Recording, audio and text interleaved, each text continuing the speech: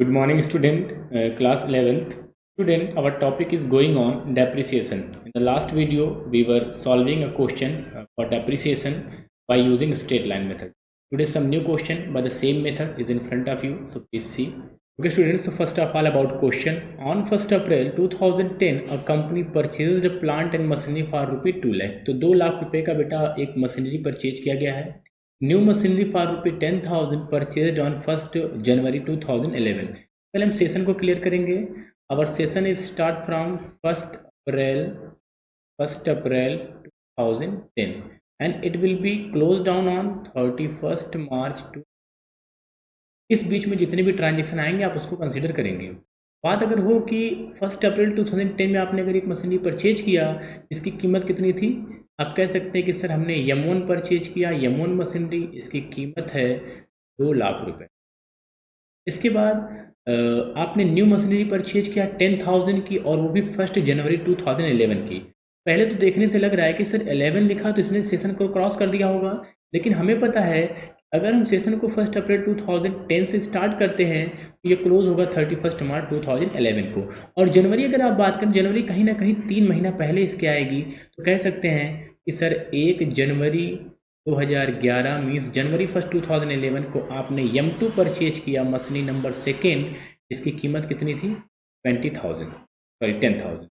कितनी कीमत की परचेज किया बेटा? 10,000. ठीक है. तो एक सेशन में अप्रैल 2010 से जो स्टार्ट हुआ 31 मार्च 2011 को जो फिनिश होगा, इसमें आपने दो मशीनरी परचेज किया, machinery 1 and machinery 2, M1 M2. इसके बाद फिर बोल रहा है एंड फॉर ₹20,000 ऑन 1 अक्टूबर 2000. और एक 20,000 रुपये की और परचेज किया है, लेकिन वो कब परचेज किया? अक्टूबर में. अब कितने स्टूडेंट को समझ में आ गया होगा कि सर अक्टूबर वाला इसमें नहीं आएगा इस सेशन में. क्यों? क्योंकि मार्च के बाद ही तो आपका सेशन क्लोज हो जाएगा. इसके बाद अगर हम स्टार्ट करें तो 31 मार्च 2011 के बाद जो सेशन स्टार्ट होगा वो स्टार्ट होगा 1 अप्रैल 2011 से 31 मार्च 2012 तक.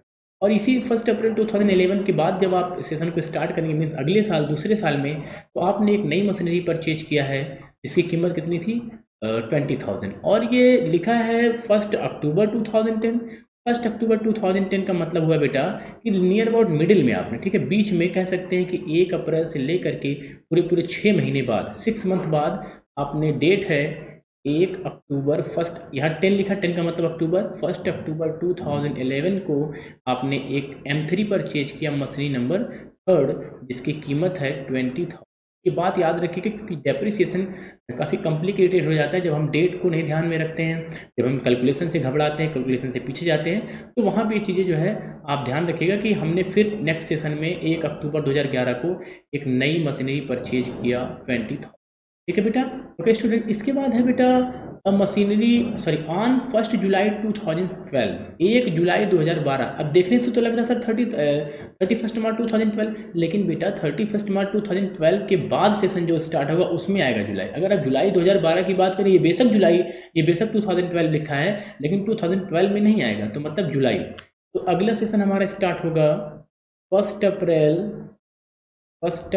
2012 टू 31 मार्च 2013. अब 1 अप्रैल 2012 से स्टार्ट होकर के 31 मार्च 2013 को अगर ये ख़त्म होगा, तो इसका मतलब सर इसी सेशन में 1 जुलाई 2012 आएगा. और लिखा क्या है कि on 1 July 2012 a machine whose book value had been 30,000 on 1 April 2010 was sold for ₹16,000. 1 April 2010 को जो मशीनरी की कीमत 30,000 रुपये थी. अब देखो भाई, 1 अप्रैल 2010 को आपने जो मशीनरी परचेज किया वो तो पूरी 2 लाख रुपए की है.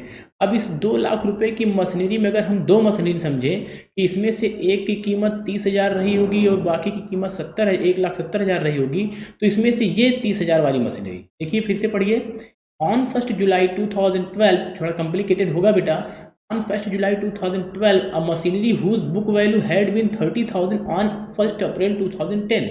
1 अप्रैल 2010 को जिसकी कीमत 30,000 रुपये थी, उसको सेल कर दिया गया 16,000 रुपये में. तो मतलब अप्रैल मई जून नियर अबाउट सिर्फ 2 महीने बाद है, ये सिर्फ 2 मंथ लिख दे रहे हैं यहाँ पे. 2 मंथ। आपको देखने से लग रहा होगा सर जुलाई, तो जुलाई में बेटा 1 जुलाई को किया ना, तो जुलाई मतलब यूज नहीं हुआ। तो अप्रैल मई जून, सॉरी 3 मंथ, 3 महीने बाद, 3 मंथ बाद ये डेट है आपकी 1 जुलाई 2000, ठीक है। 1 जुलाई 2012 को आपने जो है एक 30,000 रुपये की कॉस्टिंग की मशीनरी M1 में से 30,000 रुपये की मशीनरी को आपने बेच दिया, यहाँ पे सेल कर दिया, आपने इसको बेच दिया। कैसे बेच दिया? 16,000 रुपये में, 16,000 में आपने इसको सोल्ड आउट कर दिया, ठीक है। और इसके बाद on the entire amount was credited to the plant and machinery account, depreciation had been charge 10%। तो डेप्रिसिएशन का रेट है बेटा वो 10%, ये आप ध्यान में रखेंगे।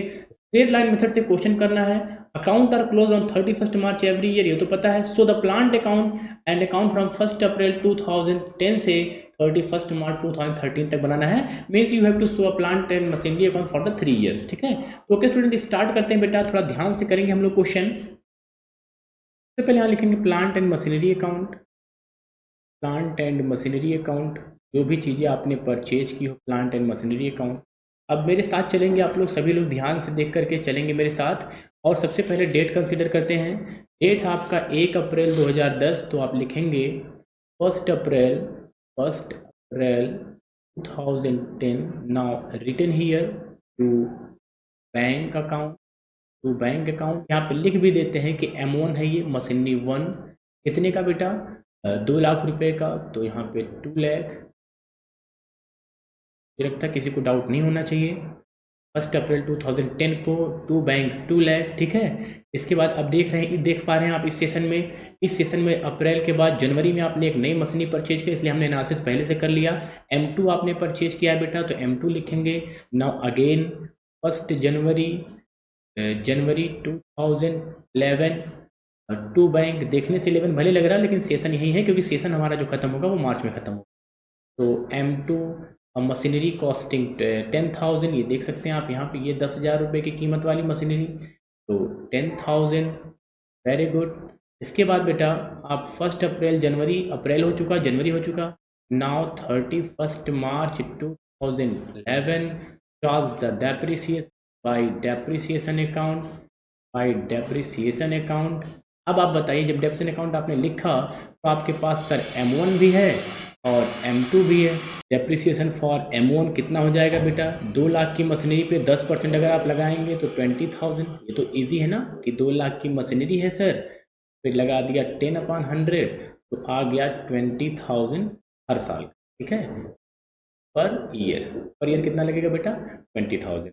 और अगर जो आपने मशीनरी अभी खरीदी है 10,000 की, अगर मैं 10,000 में बात करूँ 10% का, तो आप कहेंगे सर इसका तो आएगा कितना? 1,000, लेकिन 1,000 तो आएगा पर ईयर, आप 1,000 तो ले नहीं पाओगे। क्यों? कि सर मशीनरी कब खरीदी गई है? जनवरी में, ये देख सकते हैं आप, जनवरी में परचेज की गई, और जनवरी से लेकर के मार्च तक सिर्फ 3 महीने होते हैं, तो 3/12 कर देंगे आप। इसका कितना हो जाएगा बेटा? ये आपका हो जाएगा सिर्फ 250 रुपये। तो अभी तो 1,000 लगाएंगे आप अगले साल से, लेकिन इस साल सिर्फ 250 रुपये लगेगा। उसका रीजन ये है कि machinery just before 3 month I है आपके बिजनेस। तो 20,250 फर्स्ट ईयर का डेप्रिसिएशन, और इसके बाद 31 मार्च 2011 को by balance C D M1 का। ठीक स्टूडेंट, अब बैलेंसिंग करेंगे हम बेटा, तो 20,000 में से 2 लाख में से 20,000 माइनस हो जाएगा, तो इसका बैलेंस आएगा 1,80,000, और 10,000 में से 250 माइनस हो जाएगा, तो जो हो जाएगा आपका 9,750, ठीक है। ये आपका हो जाएगा 10,000 माइनस 250, तो 9,750, 9,750 रुपये ऐड कर देंगे, तो 189,700 है। ये आपका टोटल कर दीजिए, कर दो बेटा। टोटल करेंगे तो सेम आपका आ जाएगा 2,10,000 जोड़ के देख लीजिएगा घर पे, 10,000, ठीक है। तो इसके बाद क्या होगा बेटा कि 31 मार्च 2011 को आप अगली डेट बनाएंगे, सुबह होगी, और सुबह आपका जो डेट होगा तो नेक्स्ट ईयर के लिए 1 अप्रैल 2011 स्टार्ट हो जाएगा। और जो बैलेंस आपके पास CD है उसको बनाएंगे BD, balance BD, we have a machinery 2 M1 M2 1,80,000 और इसके बाद 9,750, 189,700। ठीक है, सिंपली जो है धीरे धीरे हम कर रहे हैं क्वेश्चन को। अब हम चलते हैं दूसरे सेशन में। अब हमारा सेशन सर ये वाला आ गया, ये सेशन 1 अप्रैल 2011 से स्टार्ट होकर के 31 मार्च 2012 तक जाएगा, लेकिन बीच में आपने अक्टूबर 2011 को एक मशीनरी परचेज किया है, आप देख सकते हैं 20,000 रुपये। चलिए फिर से लिखते हैं यहाँ पे, now again to bank account to bank account, ये आपका आ गया M3 मशीनरी नंबर 3, कॉस्टिंग है इसकी 20,000 और डेट है 1 अक्टूबर 2011।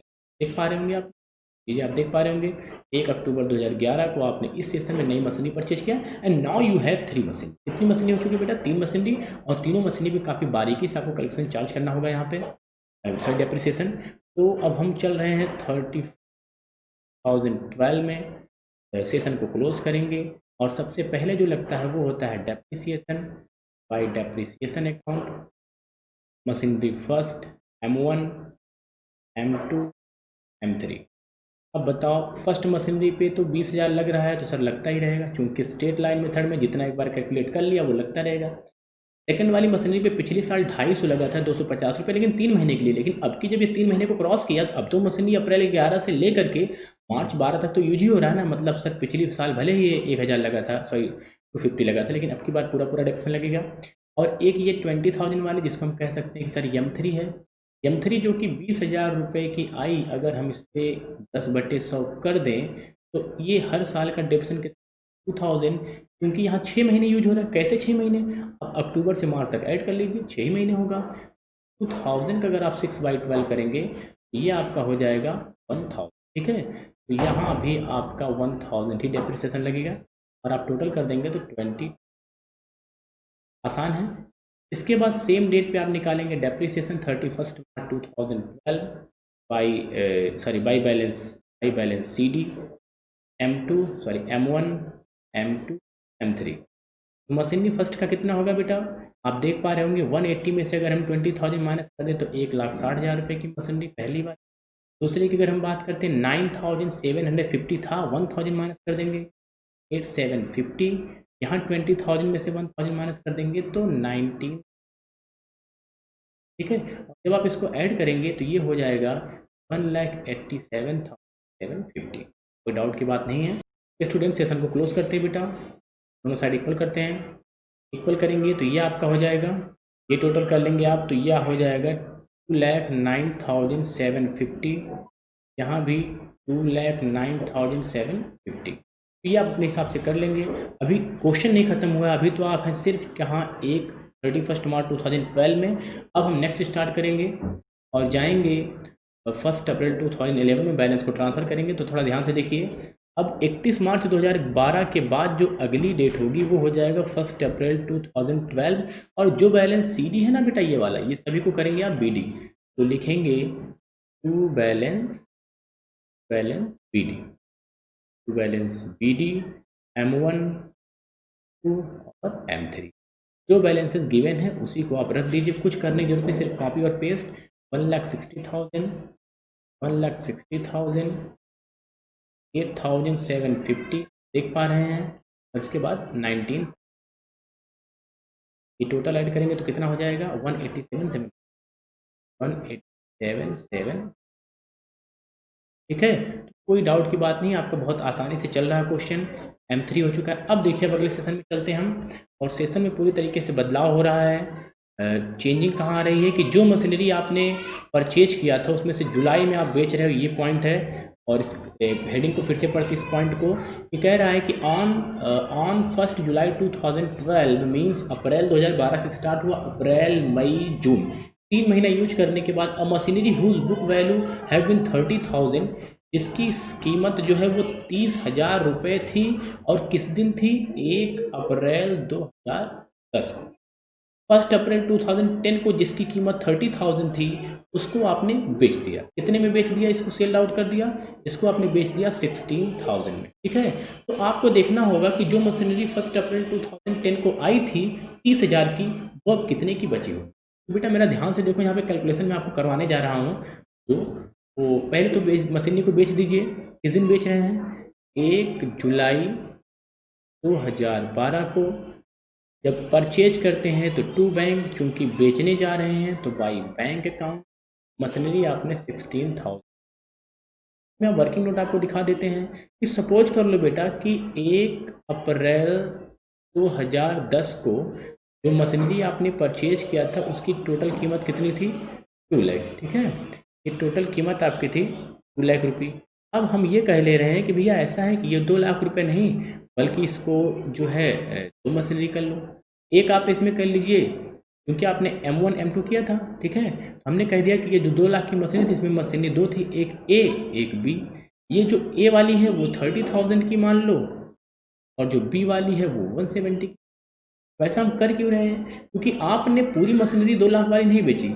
इस 2 लाख में से कुछ मशीनरी जिसकी थोड़ी सी कीमत कितनी थी, 30,000 रुपये थी, ये आपने बेची है।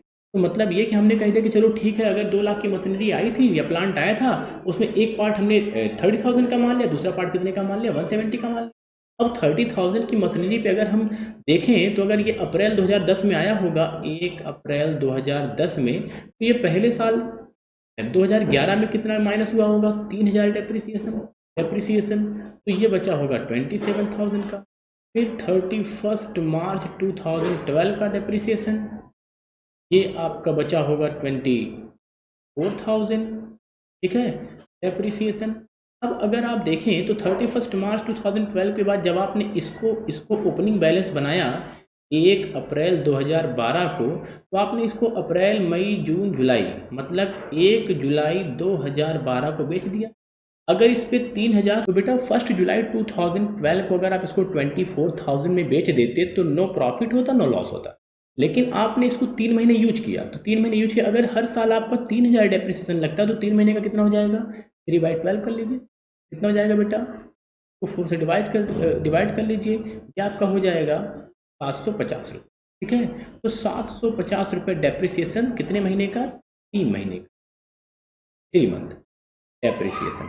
तो अब आपके दिमाग में आया कि अगर हम इस असेट्स को 23,250 में बेच दें तो कोई लॉस नहीं होने वाला है। लेस करेंगे सेल, आपने सेल किया, कितने को सेल किया? इसको 16,000 को। तो माइनस कर देंगे तो यहाँ पे जो आपका लॉस आएगा वो 7,250 रुपये का हो जाएगा, loss on sale of assets या loss on sale of plant, 7,250। Student, अब हम इसको दिखाते हैं। देखिए, बाई बैंक से 16,000 मिला और यहाँ अप्रैल से लेकर के जुलाई तक का डेप्रिसिएशन पहले लगाइए आप। 1 जुलाई 2012 में 3 महीने का डेप्रिसिएशन, बाई डेप्रिसिएशन 3 मंथ, उस मशीनरी का जो बेचने जा रहे हैं, डेप्रिसिएशन अकाउंट, सिर्फ कितना? 750 रुपये। अब आपका यहाँ पे जो अमाउंट रिकवर नहीं हो सकता उसको आप क्या करते हो? By statement of PL account में ट्रांसफ़र कर देते हैं। और आप देख पा रहे हैं कि लॉस आपका कितना हो गया? 7,250। यहाँ लिखेंगे 7,250, 1 जुलाई 2012। ओके, ये आप कर लेंगे। और इसके बाद बेटा अब ध्यान से देखिए कि अगर सर 2 लाख की मशीनरी में ये वाली मशीनरी बिक गई तो अभी तो 170 वाली है। अब आपके दिमाग में होना चाहिए कि 2 लाख की मशीनरी में अगर 30,000 की मशीनरी सेल हो गई तो बची कितने की? 170 की। और 170 की मशीनरी फर्स्ट ईयर कितना डेप्रिसिएट हुई होगी? 17,000। दूसरे साल कितना डेप्रिसिएट होगी? 17,000। मतलब अगर फर्स्ट ईयर ये डेप्रिसिएट होगी तो ये बचेगा 153,000।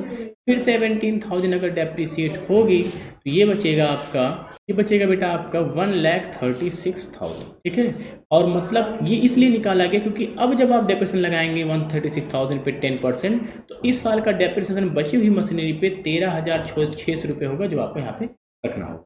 तो थोड़ा ध्यान से अब हम चलते हैं 31 मार्च 2013 को, वो डेट जो क्वेश्चन में बोला है करने के लिए, by depreciation account. Now M1, M2, M3। M1 पे कितना लगेगा? भाई आपने कहा कि सर 2 लाख की मशीनरी में 30 लाख वाले तो बिक गई, बचा कितना वाला? बचा सिर्फ 170 वाला। तो 170 वाला जो मशीनरी है उस पर आप लगाएंगे डेप्रिसिएशन सीधे सीधे। ये देख पाइए, स्ट्रेट लाइन मेथड में ये जो डेप्रिसिएशन होता है वो किस पे लगता है? फेस वैल्यू पे। इसी का कर देंगे 10/100। तो इसकी कीमत 1,36,000 बची थी, इसको कर देंगे 10/100 तो ये हो जाएगा 17,000 बची हुई कीमत पे। ये हो जाएगा आपका फर्स्ट वाले पे 17,000, सेकेंड वाले पे हर साल कितना लगना चाहिए यहाँ आपने निकाला था 1,000, तो थर्ड वाले पे पिछले साल तो यहाँ सिर्फ 1,000 रुपये लग पाया था, बात समझ आ रही, क्योंकि 6 महीने यूज हुआ था, लेकिन अब की बार तो पूरा यूज हो रहा है तो पूरे साल का लगाइए 2000। अब बची हुई कीमत 31 मार्च 2013 को बाई बैलेंस सीडी, ठीक है। अब आप देखिए M1 कितने का बचा होगा, इसके लिए काफ़ी स्ट्रगल आपको करना पड़ सकता है, इसलिए ध्यान से देखिए M1 कितने का बचा होगा। M1 आपका कितना होगा बेटा, वो उसके लिए आप देखिए, क्योंकि कीमत इसकी 136,000 बची थी, यहाँ आप देख पा रहे होंगे 136,000 बची थी, और 136,000 में आपने 17,000 इस साल यूज किया है, जो कीमत होगी आपकी वो 1,19,000 बचेगी मशीनरी 1 की। M1 आपका हो गया 119,000। M2 आप देख पा रहे होंगे कि 8,750 में से अगर आप 1,000 माइनस कर देंगे 7,750। M3 की अगर बात की जाए तो 19,000 में से 2,000 माइनस कर देंगे तो ये हो जाएगा आपका 7,000, टोटल ऐड कर दीजिए, ये आपका हो जाएगा 143,750, ठीक है। इस साल का डेप्रिसिएशन हो जाएगा आपका 20,000, और इसके बाद आप टोटल क्लोज कर देंगे ये वो जो है, और ये हो जाएगा आपका 187,000। थोड़ा सा कॉम्प्लिकेटेड था क्योंकि यहाँ पे क्वेश्चन आपको जो है यहाँ पे ये जो एक पार्ट ऑफ मशीनरी बेचा है, यहाँ पे थोड़ा सा आपको कैलकुलेशन करना पड़ेगा, लेकिन आई होप कि आपने समझ गए होंगे किस तरीके से हमें दो मशीनरी यहाँ काउंट कर लेना है। एक मशीनरी को बेच देना है और दूसरी मशीनरी जो 170 की थी उसको रोक के रखना है, इस पर 10% डेप्रिसिएशन लगाना है, और हाँ हम बची हुई कीमत वही रखेंगे कि भैया ये बताओ कि 2 साल घटने के बाद कितनी कीमत थी, आपने कहा सर 1,36,000, तो अगर इस साल हम 17,000 माइनस करेंगे तो ये 1,19 की बची है, जो कि M1 है, और यही M1 आपने यहाँ पे दिखाया हुआ है। आई होप कि आपको समझ में आ गया होगा ये पूरा, ठीक है। क्वेश्चन के हिसाब से ये पूरा आपको बनाना होगा प्लांट एंड मशीनरी अकाउंट 3 सालों का, ठीक है बेटा, और उसी के बेस पे 2 क्वेश्चन है, इसको करिएगा, कोई डाउट नहीं होने चाहिए, सब कर सकते हैं। Okay student, I think that is enough for today, thank you, have a nice day.